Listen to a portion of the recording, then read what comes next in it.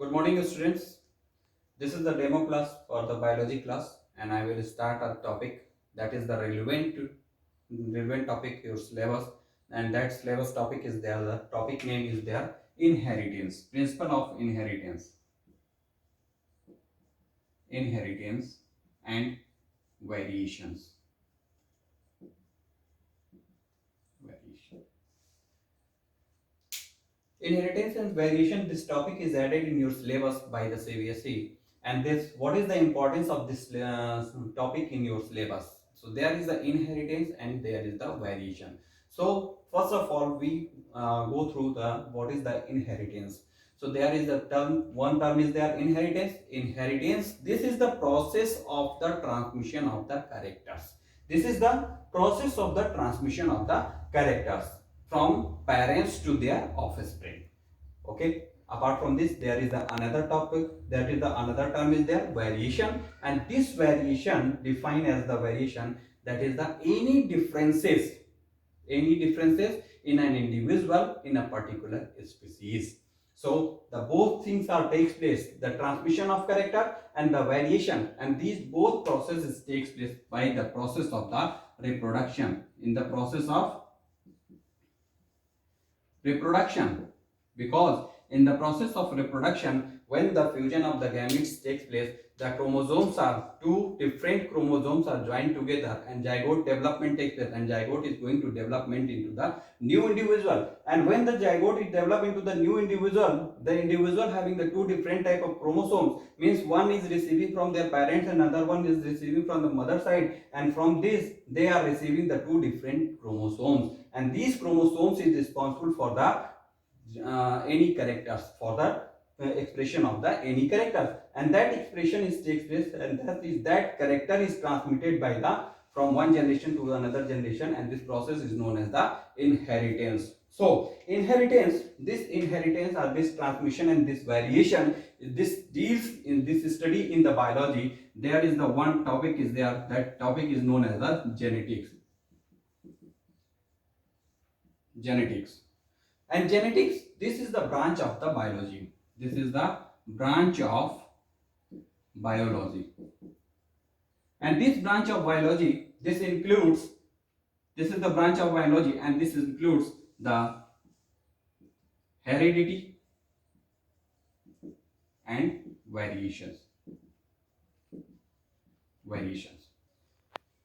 So in the transmission of character, this transmission of character is studied under the topic genetics, and this genetics is the branch of biology, and under this genetics there is the two things, that is the heredity, and other things is the variation. So heredity is the transmission of character from the parents to their offspring, whereas the variation, this is the differences, acquired differences in an individual in a particular species.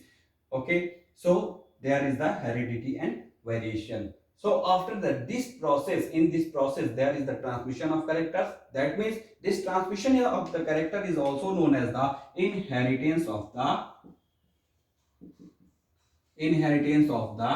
traits. Inheritance of the traits. Transmission of character. This particular transmission of character is known as the inheritance of the traits. That is inheritance, the process of transmission of the character, and traits. Traits is known as the expressive character into the new individual. That means the inheritance of the traits. And this topic, the inheritance of traits, was studied in the genetics, and these were studied by the scientists, and that scientist is known as the Gregor John Mendel. G.J. Mendel. During his study, the Gregor John Mendel, some differences when he was wandering in the garden, and during the garden wandering in the garden, he saw the pea plant, and he observed that the one pea plant was the tall and another one is the dwarf. So he just observed that why this pea plant is the tall and why another one is the dwarf. So he just started his experiment, and then turned that the inheritance of the traits. Okay, so he selected the pea plant, and the region of selection of the pea plant, there is the first region, there is the short lifespan.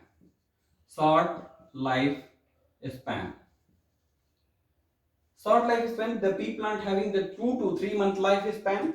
Apart from this, this is the bisexual. This is the bisexual, because if the bisexual means there is the possibility of the both, that is the self pollination as well as cross pollination. Cross pollination, there is the both possibility. The one is the self pollination, another one is the cross pollination. By the cross pollination we can produce the hybrid plant.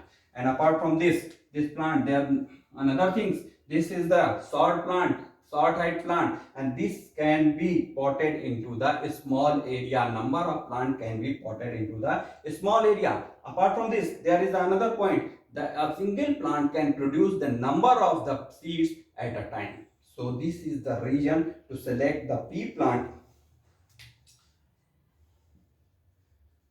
garden pea plant. This is the reason to select the garden pea plant. So Gregor Mendel during his experiment selected the garden pea plant, and the experiment was that the inheritance of the traits, the transmission of the characters, means how the transmission of character is going to the take place. So during this experiment, the selection of the pea plant, and after the selection of pea plant, he observed the 7 different contrasting character of the pea plant, and on the basis of these contrasting character he performed their experiment, and on the basis of that experiment he just suggested some postulates.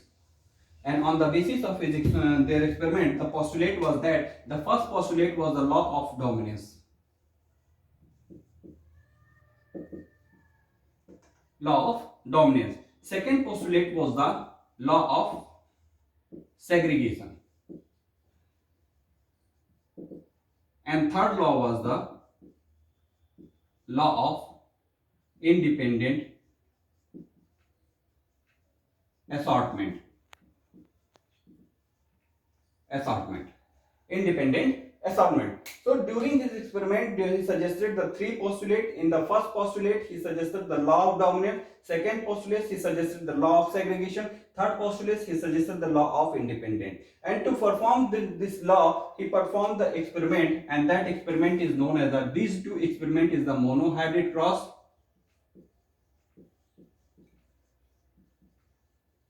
and last one, this is the law of independent assortment by the dihybrid cross.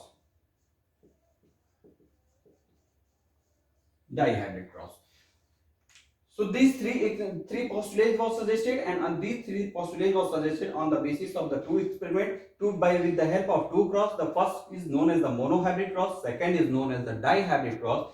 So in case of the monohybrid cross, the monohybrid cross is the cross in which only one character is considered at a time. Only one character is considered at a time, and the cross is made between their contrasting characters.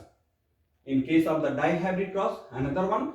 In case of dihybrid, this di represents the 2.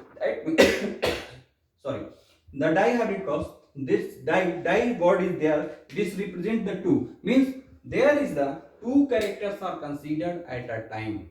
2 characters are considered at a time, and cross is made between their contrasting characters. So these are the dihybrid and monohybrid cross. And so how this dihybrid cross is done, and how this monohybrid cross is done, and what is the difference in between, I will discuss now.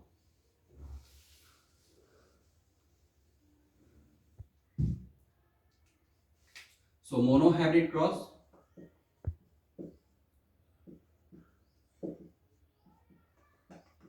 and dihybrid cross.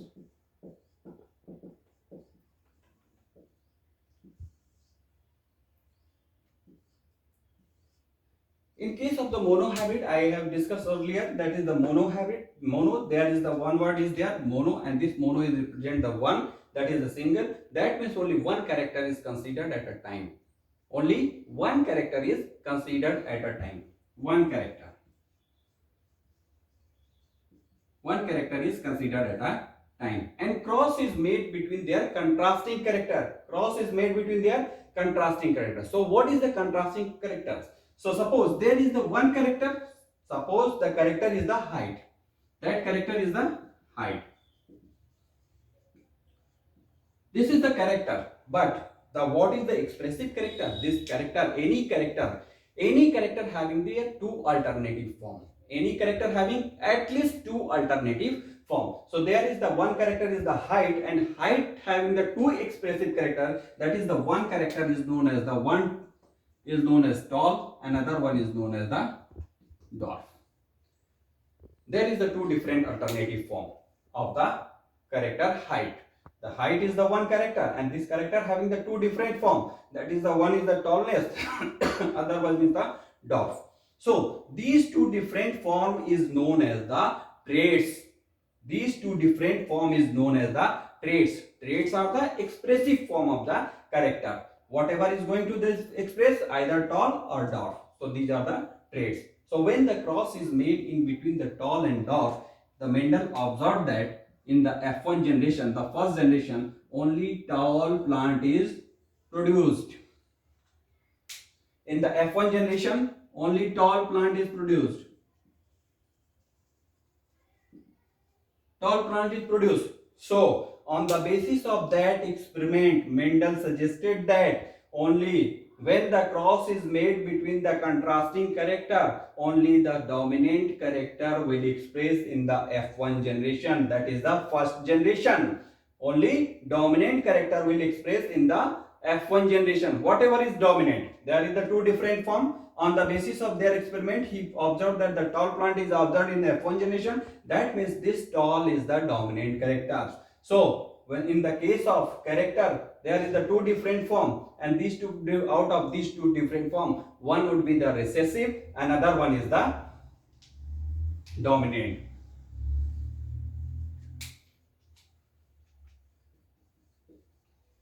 Dominant traits and recessive traits. Any character having two different traits, two different form, okay, out of which one is the dominant and another one is the recessive. Okay, so when the cross is made between their contrasting characters, only the dominant character will appear in the F1 generation. So on this basis of experiment, Mendel suggested his first postulate, that is the law of dominance.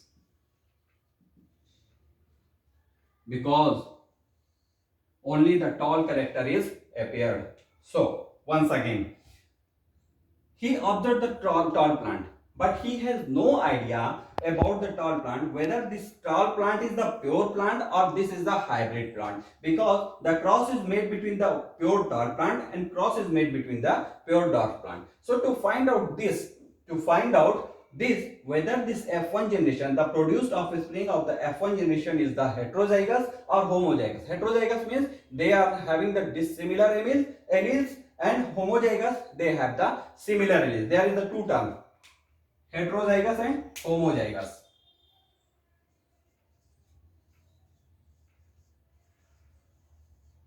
Heterozygous and homozygous. Homozygous. There is the two terms. Hetero, the hetero word, this hetero, there is the one word is the hetero. Hetero is representing the different, and homo, this represents the similar. Means the zygotic form, that means the having the chromosomes, similar number of the chromosome, similar number of the similar type of chromosomes, that is the homozygous. If the chromosomes are the dissimilar in nature, that is the heterozygous. So to find out whether this the F1 generation, the produced progeny in the F1 generation is the homozygous or heterozygous, he just made a self cross in between the F1 generation. Means whatever the plant is produced in the F1 generation, he just made a cross with that plant, same plant, F1 plant there. That means there is the self cross is done. Self cross is done. And in the first step, there is the cross pollination. Cross pollination, because there is the two different form, tall and dwarf, but there is the self pollination, and by this self pollination he just observed in the F2 generation, and in F2 generation he found a very drastic changes, and in the F2 generation he found the ratio, the plant that is the tall, another one is also tall, and last one is the dwarf. When the cross is made, he found the four offspring, out of which he observed that these three are the three tall plants, and one is the dwarf plant. So on the basis of this result, on the basis of this observation, he suggested that the produced progeny of the F1 generation is the heterozygous in the nature. The produced progeny in the F1 generation is the heterozygous in nature because why? Because if the chromosomes are remain together in the paired form, in the pure form, when the gamete formation takes place, suppose this is the chromosomes, these are the chromosomes, these are represented in the paired form, and after that there is the gamete formation. When the gamete formation takes place, these are going to the separated. And when the gametes are separated, they remain independent to express its character. That's why there is the another character, that is the dwarf character, that is the recessive character is appeared. And on the basis of this experiment, he suggested the second postulate, and that postulate is the law of segregation.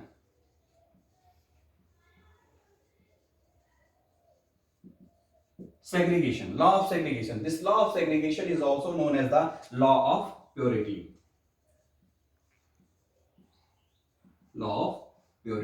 So on the basis of this experiment, he find out this result, and on the basis of this, he suggested the phenotypic ratio, and the phenotypic ratio would be the, in case of the monohybrid cross, the 3:1.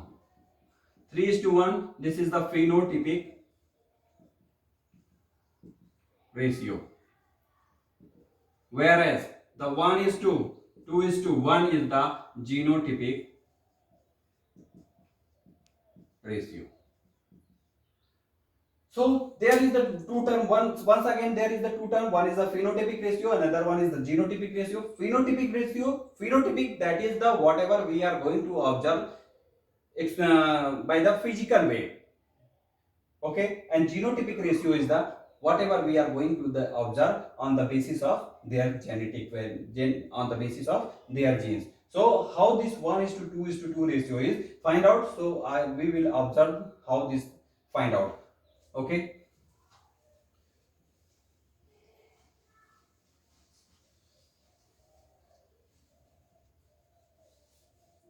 So in case of the monohybrid cross, I have discussed that the one character is considered and the cross is made between their contrasting character. So suppose there is the one character is considered, that is the height of the plant, and the height of plant having the two contrasting character, that is the tall and dwarf. Okay. So in case of the genetics, the dominant, there is the two things. I have discussed the two terms, that is the dominant and recessive. For the representation of this form, that is the dominant and recessive, alphabets are used, and the capital letter is used for the representation of the dominant character, whereas the small letter are used for representation of the recessive characters. Okay. So during the cross, the first there is the gamete formation takes place. And when the gamete formation takes place, so after the gamete, this is the gamete, and this is the parent. After the gamete formation, the fusion of the gamete takes place, and the fusion of gamete takes place, that means the production of the offspring, and the produced offspring would be the capital T, small t, that is the heterozygous in nature, that is the F1 generation. This is the F1 generation. I have told you in the F1 generation produced progeny, Mendel was not clear that this F1 generation is the homozygous or heterozygous. That's why he crossed the F1 generation self-cross. F1 generation self-cross. So once again there is the gametogenesis takes place, and there is the gametes, that is this and this, capital T, small t. There is the two different alleles, that is the one capital T, another allele is the small t. There is again capital T and small t. These two different alleles are present.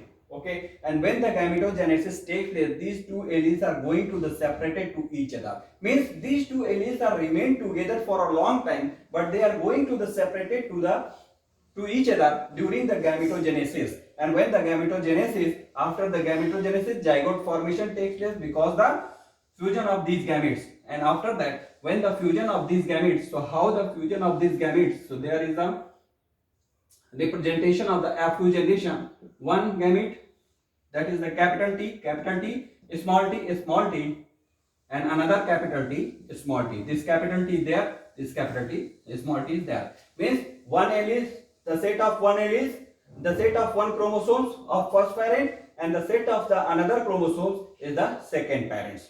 So when the cross is made, and the cross is made, there is the observation is that capital T, small t, and small t. So on the basis of this, there is a capital T, this represent, this is the similar to this capital T, this is the homozygous condition, both are the dominating alleles. That means this represents the tall plant. This represents the tall plant, whereas there is the these two, capital T, small t. There is the two different alleles. This is the heterozygous condition, that condition, capital T, small t, in the F1 generation. This is the heterozygous form. And when the heterozygous form present, in case of the heterozygous, only the dominant character will appear. So there is the capital T. This capital T represents the tall, small t is represent the dwarf, and this dwarf is the recessive, capital T is the dominant. So there is the expressive character would be the tall. And last one, there is the small t, and this small t is representing the recessive character. Both are the similar alleles. That means this is the dwarf. So on the basis of this observation, this is the F2 generation.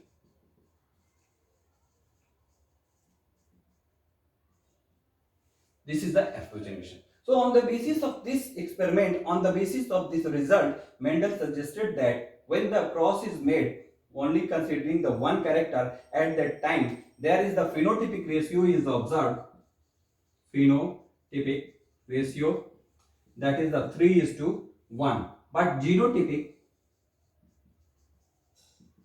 ratio is the 1:2:1. Means there is the phenotypic, that is phenotypic, whatever is going to the observed by the externally, whatever we are going to the see, whatever we are going to the observe externally. Genotype on the basis of their genes. So there is whatever we are going to the observe externally, physiologically, there is the tall and tall. Means that is the 3. And 1 is the dwarf, that is the 1. Means 3 is the dominating character, 3 having the dominant expression, and 1 having the recessive expression. That is the 3 is the tall, 1 is the dwarf.